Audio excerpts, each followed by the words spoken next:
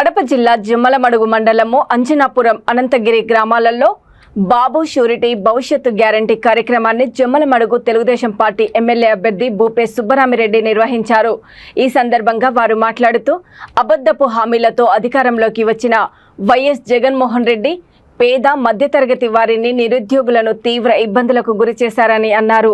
ఇంటి పన్ను, కరెంటు ఛార్జీలు, బస్ ఛార్జీలు పెంచారన్నారు।